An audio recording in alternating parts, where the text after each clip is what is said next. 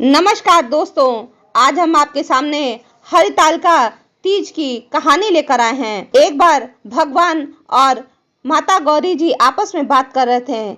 चलिए इस कहानी को सुनते हैं। भगवान शिव ने कहा, हे गौरी, पर्वतराज हिमालय पर गंगा के तट पर तुमने अपनी बाल्यावस्था में अधोमुखी होकर घोर तप किया था। इस अवधि में तुमने अन्न न खाकर केवल हवा का ही सेवन के साथ तुमने सूखे पत्ते चबाकर काटी थी। माँ की शीतलता में तुमने निरंतर जल में प्रवेश कर तप किया था। बैसाख की जला देने वाली गर्मी में पंचाग्नि से शरीर को तपाया। श्रावण की मूसलाधार वर्षा में खुले आसमान के नीचे बिना अन्न जल ग्रहण किए व्यतीत किया। तुम्हारी इस कष्टदायक तपस्या को देख तुम्हारे पिता बहुत दुखी और नाराज हुए थे।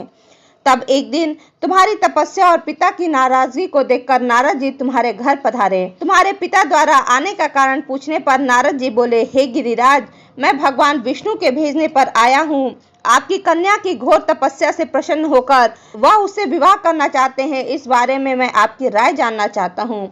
नारद जी की बात सुनकर पर्वतराज अति प्रसन्नता के साथ बोले, श्रीमान, यदि स्वयं श्री विष्णु जी मेरी कन्या का वरण करना चाहते हैं तो मुझे क्या आपत्ति हो सकती है। वे तो साक्षात ब्रह्म हैं। यह तो हर पिता की इच्छा होगी कि उसकी पुत्री सुख संपदा से युक्त पति के घर की लक्ष्मी बने। नारद जी तुम्हारे पिता की स्वीकृति पाकर श्री विष्णु जी के पास गए और उनसे विवाह तय होने का समाचार सुनाया। परंतु जब तुम्हें इस विवाह के बारे में पता चला तो तुम्हारे कष्ट का ठिकाना न रहा। तुम्हें इस प्रकार से दुखी देखकर तुम्हारी एक सहेली ने तुम्हारे दुख का कारण पूछने पर तुमने बताया कि मैंने सच्चे मन से भगवान शिव को अपना पति माना है, किंतु मेरे पिता मेरा विवाह श्री विष्णु जी के साथ करने के लिए तय कर दिया है। मैं विचित्र धर्म संकट में हूँ। अब मेरे पास प्राण त्यागने के अलावा कोई और उपाय नहीं बचा है। तुम्हारी सखी बहुत समझदार थी।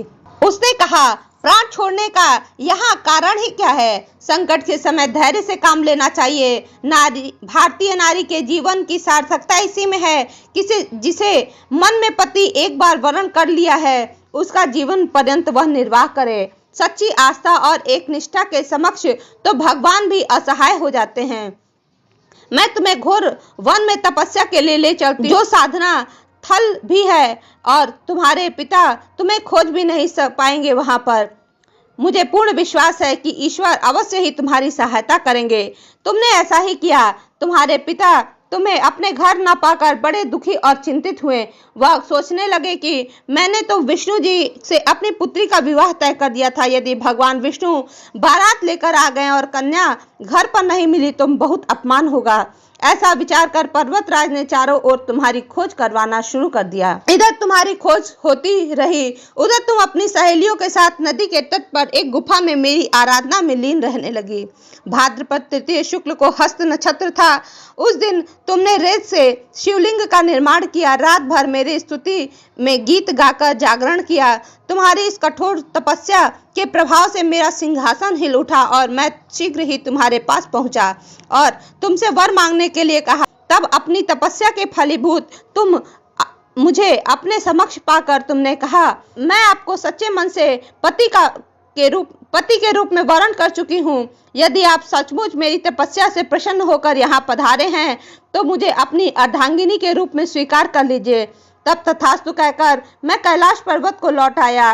प्रातः होते ही तुमने पूजा की समस्त सामग्री नदी में प्रवाहित करके अपनी सखित सहित व्रत का पारायण किया। उसी समय गिरिराज अपने बंधु बांधवों के साथ तुम्हें खोजते हुए वहां पहुंचे।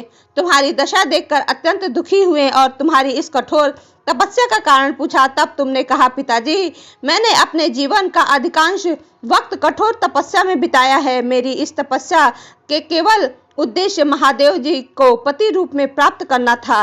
आज मैं अपनी तपस्या की कसौटी पर खरी उतर चुकी हूँ। चूंकि आप मेरा विवाह विष्णु जी के साथ करने का निश्चय कर चुके थे, इसलिए मैं अपने आराध्य की तलाश में घर से चली गई थी। अब मैं आपके साथ घर इसी शर्त पर चलूंगी कि आप मेरा विवाह महादेव जी के साथ ही करेंगे। पर्वतराज ने तुम्हारी इच्छा स्वीकार कर ली और तुम्हें घर वापस ले गए।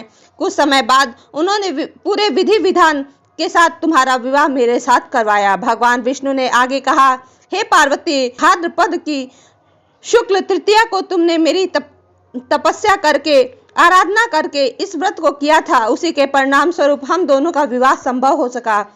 इस व्रत का महात्म यह है कि मैं इस विधि को पूर्ण निष्ठा से करने वाली प्रत्येक स्त्री को मनवांछित फल देता हूँ। भगवान शिव ने पार्वती जी से कहा कि इस व्रत को जो भी स्त्री पूरी श्रद्धा के साथ करेगी उसे तुम्हारी तरह अचल सुहाग प्राप्त होगा। इस व्रत को हरितालिका इसलिए कहते हैं क्योंकि पार्वती जी की सखी उन्हें पिता और प्रदेश से हर कर जंगल में ले गई थी।